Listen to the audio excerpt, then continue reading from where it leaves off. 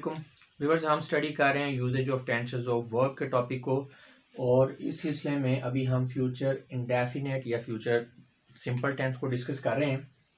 Video में आगे बढ़ने से पहले मेरी आपसे रिक्वेस्ट है कि यहाँ पे जो नोट्स दिए गए हैं इनको अच्छी तरह से रीड कर लें, समझ लें और फिर लेक्चर की तरफ आएँ। और यहाँ पे एक और नोट भी है। ये जो नोट्स हैं ये जनरल नोट्स हैं, यानी तमाम टेंसेस के लिए। ये वाला जो नोट है स्पेसिफिकली फ्यूचर टेंसेस के लिए है। तो उसमें अभी ये जो हमारा फ्यूचर इंडेफिनिट टेंस है, सिंपल टेंस है, ये ना इतना आसान नहीं है जितना दिखने में लगता है। तो असल में हमने इसके जो यूजेजेस हैं उनको 5 पार्ट्स के अंदर ऑर्गेनाइज किया है। इससे पहले 4 पार्ट्स आप देख चुके हैं या देख सकते हैं, लिंक्स नीचे डिस्क्रिप्शन में मौजूद है। ये 5th पार्ट चल रहा है। इस 5th पार्ट में हम एक्चुअली प्रेजेंट कॉन्टिन्यूस टेंस और फ्यूचर सिंपल टेंस को कंपेयर कर रहे हैं कि ऐसी कौन सी सिचुएशन है जहाँ पे बजाय इसके कि हम सिंपल फ्यूचर टेंस यूज़ करें, हमें वहाँ पे प्रेजेंट कॉन्टिन्यूस टेंस यूज़ करना चाहिए। इससे पहले वाले पार्ट्स में भी इसी तरह की सिचुएशन थी। जैसे इससे पहले हमने देखा है कि हमने कहाँ पे प्रेजेंट जो है हमारा इंडेफिनिट टेंस को यूज़ करना है फ्यूचर इंडेफिनिट की जगह। इस तरह गोइंग टू फार्म और अबाउट टू, इस तरह की सारी सिचुएशंस हमने पहले पार्ट्स में देखी हैं। तो चलें देखते हैं जी इसमें कि हमने कहाँ पे प्रेजेंट कॉन्टिन्यूस टेंस यूज़ करना है बजाय इसके कि हम फ्यूचर इंडेफिनिट टेंस को यूज़ करें। Present continuous tense is used to express something that we have planned to do in the future. अब present continuous की जब heading को देखते हैं तो स्टूडेंट्स कंफ्यूज हो जाते हैं कि इसमें present continuous जो है ये सिर्फ present tense के लिए, ऐसा नहीं है।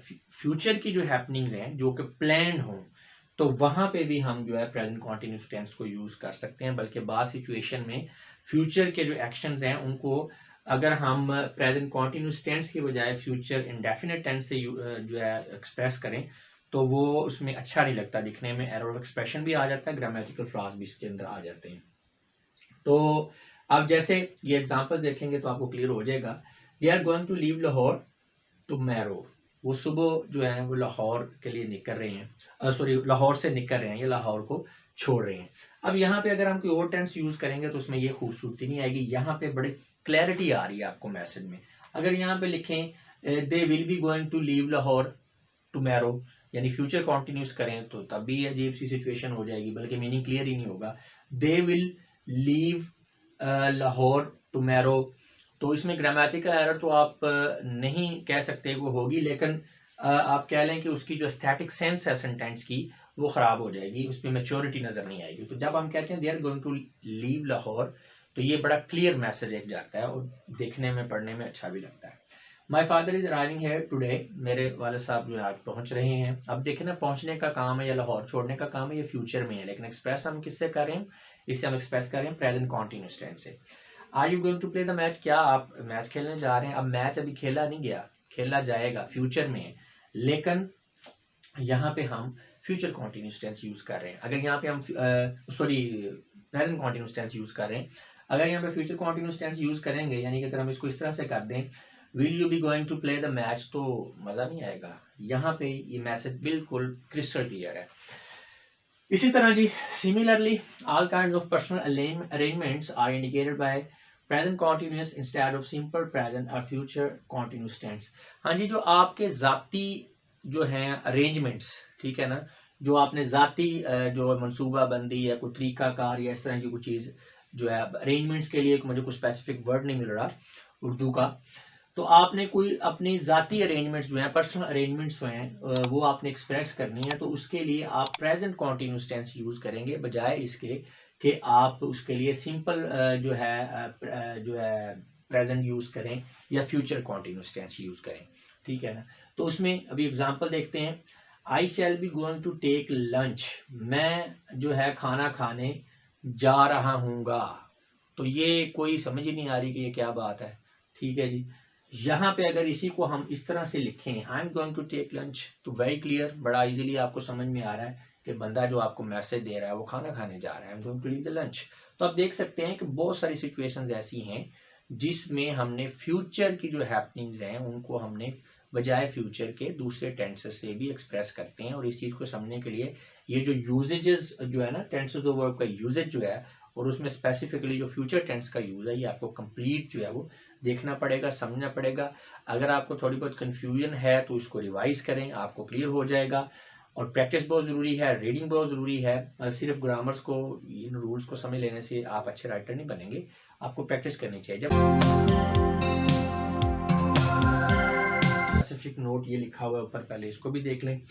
अगर हम बात करें फ्यूचर कंटिन्यूस टेंस की, तो future continuous tense is used to express actions which will be in progress at a time in future. तो ये इसका मेन यूज है, इसकी हेडिंग से भी ये ज़ाहिर हो रहा है कि फ्यूचर कंटिन्यूस टेंस किसी ऐसे एक्शन को एक्सप्रेस करने के लिए इस्तेमाल होता है जो कि फ्यूचर में किसी टाइम के ऊपर जारी होगा, ठीक है, जो कंटिन्यू होगा। जैसा कि next month I will be living in the city, अगले महीने मैं शहर में रह रहा हूँगा। We will be taking dinner by this time, इस वक्त हम जो है वो खाना खा रहे होंगे।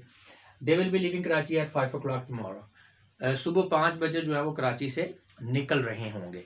इसी तरह इसका नेक्स्ट यूज है to express future action which are already planned और which are expected to occur in the normal course of things.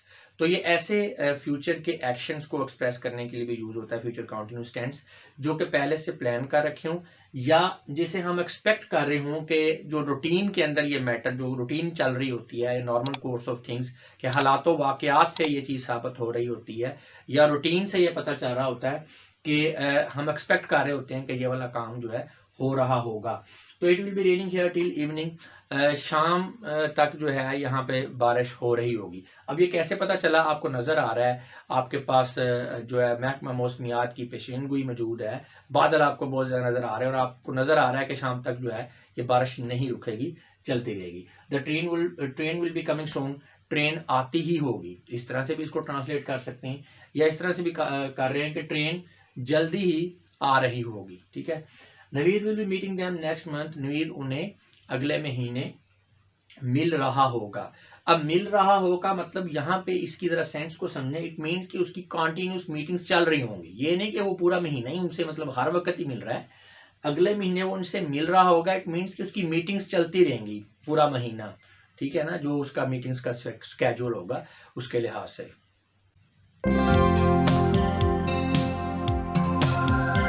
और अभी हमारा जो है ये फ्यूचर टेंस चल रहा है, तो इसमें हम use of be to form to express future, यानी जो आपका फ्यूचर का एक्सप्रेशन है, किसी फ्यूचर के एक्शन को एक्सप्रेस करने के लिए हम बी टू फॉर्म को भी यूज़ करते हैं। तो इस चीज़ के बारे में आपको नॉलेज होना बहुत ज़रूरी है। लेकिन लेक्चर में आगे बढ़ने से पहले मेरी आपसे रिक्वेस्ट है कि यहाँ पे दिए गए जो नोट्स हैं इनको अच्छी तरह से समझ लें, स्टडी कर लें, फिर लेक्चरों को सुनें। और ये जनरल नोट्स हैं तमाम टेंसेस के लिए, ये स्पेसिफिकली ऊपर वाला जो नोट है ये फ्यूचर टेंस के लिए, इसको भी एक दफ़ा रीड कर लें जी। तो बात करते हैं अगर बी टू फॉर्म की। Sometimes official plans and arrangements are expressed by be to plus base form. देखें, बाज़ औक़ात ये होता है कि आपके जो ऑफिशियल प्लान्स हैं, अरेंजमेंट्स हैं, डेफिनेटली जो फ्यूचर के लिए हैं, फ्यूचर के लिए जो आपके ऑफिशियल प्लान्स एंड अरेंजमेंट्स हैं उनको एक्सप्रेस करने के लिए हम बी टू फॉर्म को भी यूज़ करते हैं। कैसे? The meeting is to discuss future plan, be से मुराद इज़, एम, आर वगैरह, तो इज़ और साथ इसके base form. The meeting is to discuss future plans, अब इसका मतलब ये है the meeting is going to discuss, ठीक है ना। तो यानी मीटिंग में जो है हम फ्यूचर प्लान्स के बारे में डिस्कस करने जा रहे हैं। तो यहाँ पे आप देख सकते हैं कि बी टू फॉर्म है, यानी यहाँ पे आपने कॉन्टीन्यूस फॉर्म को यूज़ नहीं किया, ठीक है। या विल जो है जैसे फ्यूचर में, फ्यूचर के लिए एक्सप्रेस करते हैं सिंपल फ्यूचर टेंस या फ्यूचर कॉन्टीन्यूस टेंस, वो नहीं किया, लेकिन इसका मफहूम वही बन रहा है। The meeting is to discuss future plan, it means the meeting is going to discuss future plans, meeting में हम फ्यूचर प्लान्स को डिस्कस करने जा रहे हैं। The vice chancellor is to visit the department tomorrow, सुबह जो है वाइस चांसलर जो है वो डिपार्टमेंट को विजिट करने जा रहे हैं। अब यहाँ पे अगर हम उर्दू में सेंटेंस देखें तो वो ऐसे ही लगेगा जैसे बात की जा रही है फ्यूचर कॉन्टीन्यूस टेंस की, और उसके लिए हम जैसे फ्यूचर कॉन्टीन्यूस टेंस को इस्तेमाल करते हैं वैसे भी ठीक है, लेकिन अगर इस तरह से भी लिखा हुआ तो आपने कंफ्यूज नहीं हो जाना। ये भी उसका भी मफहूम यही बन रहा है कि वाइस चांसलर जो है वो सुबह डिपार्टमेंट को विजिट करने जा रहे हैं। अच्छा, इस सिलसिले में आपने एक नोट याद रखना है, be to form is use usually in formal style like news reports. ये जो बी टू फॉर्म है ना, इस तरह से ये नॉर्मली बहुत ज़्यादा फॉर्मल राइटिंग होती है, जैसे कि न्यूज़ रिपोर्ट्स हैं, इस तरह की चीज़ों के अंदर जो है ये यूज़ होती है। आम बोल चाल के अंदर लिखते पढ़ते हुए बहुत कम ऐसा होता है कि हम बी टू फॉर्म को यूज़ करें, लेकिन इससे फेमिलियराइज होना आपके लिए ज़रूरी है। आपको पता होना चाहिए कि ये भी एक फॉर्म है, इससे भी हम फ्यूचर को एक्सप्रेस करते हैं। Sometimes be is left out during headlines. हाँ जी, ये भी एक इंपॉर्टेंट चीज़ है कि हेडलाइंस के अंदर हम बी को ओमिट कर देते हैं, बाज़ दफ़ा होता ही नहीं है, लेकिन आपको पता होना चाहिए कि इसका मफहूम क्या बनना है। जैसा कि यहाँ पे है ना, the vice chancellor is to visit the department tomorrow, तो हेडलाइन में इस बात को इस तरह से भी एक्सप्रेस किया जा सकता है, vice chancellor to visit the department. इसका मतलब यही है कि वाइस चांसलर जो है वो डिपार्टमेंट को विजिट करने जा रहे हैं।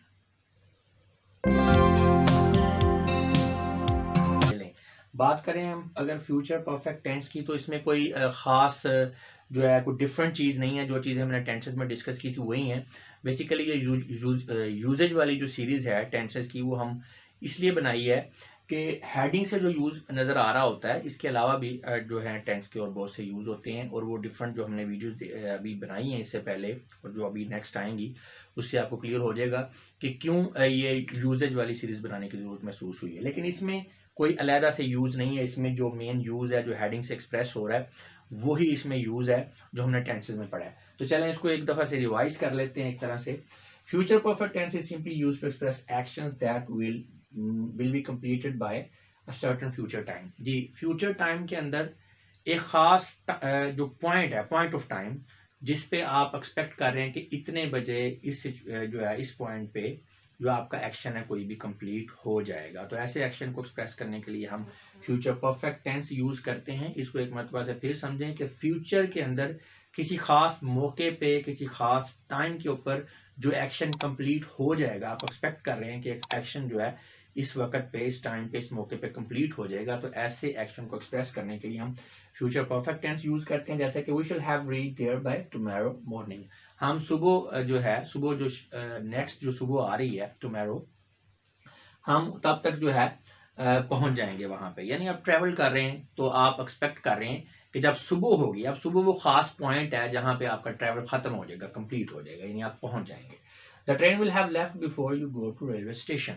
अब एक स्पेसिफिक टाइम है कि आपने रेलवे स्टेशन पे पहुंचना है, ये स्पेसिफिक टाइम है। उस टाइम के ऊपर ट्रेन के जाने का जो एक्शन है वो हो चुका होगा, कंप्लीट हो चुका होगा, कि ट्रेन जो है वो निकल चुकी होगी। The train will have left before you go to the railway station. Next है, by the end of this year the we shall have finished our job. अब वो खास पॉइंट जो फ्यूचर का है वो कौन सा है? एंड ऑफ दिस ईयर, यानी जब साल खत्म होगा, आप उसे 31 दिसंबर कह लें, तो वहां पे उस पॉइंट के ऊपर, उस टाइम के ऊपर हमारा एक्शन कंप्लीट हो चुका होगा। और एक्शन कौन सा है? जॉब के खत्म होने का। तो मैं उम्मीद करता हूँ कि इस वीडियो के बाद आपको समझ आ गई होगी कि फ्यूचर परफेक्ट टेंस का यूज। अगर हम बात करें फ्यूचर परफेक्ट कॉन्टिन्यूस टेंस की, तो future perfect continuous tense is used to express actions which will be in progress over a period of time and will end in future. जी, तो future perfect continuous, अब इसमें दो word आ रहे हैं, perfect आ रहा है और कॉन्टिन्यूस आ रहा है। इसका मतलब है फ्यूचर के अंदर ये किसी एक खास पॉइंट पे एक्शन कंप्लीट होगा, लेकिन इसमें आपने कॉन्टिन्यूस जब आ गया तो आपने ये भी बताना है कि ये कब से जारी है। ठीक है, यानी इसमें दो चीजें आएंगी, एक्शन फ्यूचर में आपका कंप्लीट होगा और साथ में आपने ये मेंशन करना है कि वो पीछे कब से जारी है। अब जारी कब से है इसकी कोई लिमिट नहीं, वो फ्यूचर में जारी होके फ्यूचर में खत्म हो सकता है, प्रेजेंट में शुरू होके फ्यूचर में खत्म हो सकता है, या पीछे पास्ट में शुरू होके भी फ्यूचर में खत्म हो सकता है। तो फ्यूचर का एक पॉइंट जहाँ पे एक्शन कंप्लीट होगा, और दूसरी चीज इसमें ये होगी कि ये एक्शन जो है शुरू कहाँ से हुआ था। जैसा कि I shall have been doing this job for 2 years next month, मैं अगले महीने 10 साल से ये जॉब कर रहा हूँगा। तो अब यहाँ पे नेक्स्ट मंथ फ्यूचर का वो पॉइंट है जहाँ पे एक्शन कंप्लीट हो रहा है। अब एक्शन क्या कंप्लीट हो रहा है कि 10 साल का जो जॉब का पीरियड है, यानी 10 साल जो जॉब करने का एक्शन है वो कंप्लीट हो जाएगा, कि 10 साल पूरे हो जाएंगे। यानी इसमें एक्शन क्या है? 10 साल जॉब करने का एक्शन है, जो कि कंप्लीट कब होगा? नेक्स्ट मंथ में। अच्छा, इसमें एक चीज और आपने ध्यान में रखनी है, नेक्स्ट मंथ में ये हो सकता है कि वो आगे भी जॉब को जारी रखे। ठीक है ना, ये नहीं है कि नेक्स्ट मंथ में उसका प्रोजेक्ट खत्म हो गया, हो सकता है वो उसके बाद भी जारी रखे। लेकिन यहाँ पे एक्शन बेसिकली क्या है? एक्शन जॉब का नहीं है, एक्शन यहाँ पे ये है कि जॉब का 10 साल करना, 10 साल जॉब का करना, ये एक्चुअल में एक्शन है जो कि कंप्लीट कब होगा? Next month. तो इसका मतलब है जॉब कब से जारी है? 10 मंथ से जारी है और 10 सालों से जारी है, तो ये कब से जारी है वो चीज भी इसके अंदर आ गई। नेक्स्ट है, by the end of this year they will have been teaching here for 10 years। बिल्कुल उसी तरह जो फ्यूचर का वो पॉइंट जहाँ पे एक्शन कंप्लीट हो रहा है वो क्या है, by the end of this year, यानी इस साल के अख्ताम तक। और एक्शन है क्या, 10 साल पढ़ाने का एक्शन, 10 साल पढ़ाने का एक्शन, यानी इस साल के आखिर तक उनको पढ़ाते हुए 10 साल का अरसा जो है गुजर जाएगा। तो अब इसमें वो चीज़ भी आ रही है कि वो पढ़ा कब से रहा है, एक्शन शुरू कब से हुआ है, 10 साल पहले से शुरू हुआ है और इस साल के एंड तक जो है वो कंप्लीट हो जाएगा। तो इसी को कहते हैं फ्यूचर परफेक्ट कॉन्टिन्यूस टेंस। अच्छा, इसमें बाज़ का स्टूडेंट जो है ना फ्यूचर परफेक्ट टेंस और फ्यूचर परफेक्ट कॉन्टिन्यूस टेंस में थोड़ा कंफ्यूज होते हैं। इसमें हम जरा कंपैरिजन देखते हैं। Compare the above sentence with the sentence below in future perfect tense. इसी सेंटेंस की एक फॉर्म है, अगर हम इसे फ्यूचर परफेक्ट टेंस में एक्सप्रेस करना चाहें, by the end of this year we shall have finished our job. इस साल के अख्ताम तक हम अपना काम जो है कंप्लीट कर चुके होंगे। अब यहाँ पे कंटिन्यूस का कोई जिक्र नहीं है, एक्शन शुरू कब हुआ है इसका कोई कंसेप्ट नहीं है, टाइम का कोई कंसेप्ट नहीं है, सिर्फ उसमें ये बात बताई जा रही है, एक पॉइंट बताया जा रहा है जिसके अंदर ये आपको कंफर्म है कि उस पॉइंट में एक्शन आपका कंप्लीट हो जाएगा। ऊपर में कंफर्म, ये भी कंफर्म नहीं है कि आगे उसके बाद कहाँ तक चलेगा। ठीक है, उसमें एक एक्शन जो है उसका ड्यूरेशन बता दिया गया कि वहां से शुरू हुआ और यहाँ इतने अरसे पे उसका वो जो ड्यूरेशन वाली बात है वो कंप्लीट होगी, उसके बाद हो सकता है जॉब फिर कंटिन्यू है। लेकिन यहाँ पे जो है फ्यूचर परफेक्ट टेंस में एक जो स्पेसिफिक पॉइंट फ्यूचर का आ रहा है टाइम का, वहां पे एक्शन जो है हर हवाले से कंप्लीट हो जाएगा, उसके बाद भी एक्शन नहीं जो है वो जारी रहेगा, ये श्योर है कि उसके बाद एक्शन जारी नहीं होगा, हर हवाले से कंप्लीट भी हो जाएगा। और वो शुरू कब से हुआ था इसका कोई पता नहीं, उसका हमने कोई जिक्र नहीं करना, जस्ट हम उसके इख्तिताम की बात कर रहे हैं कि इस साल के आखिर तक ये काम कंप्लीट हो जाएगा। तो ये मेन डिफरेंस है फ्यूचर परफेक्ट कॉन्टिन्यूस टेंस का और फ्यूचर परफेक्ट टेंस का, तो इसको समझने की जरूरत है।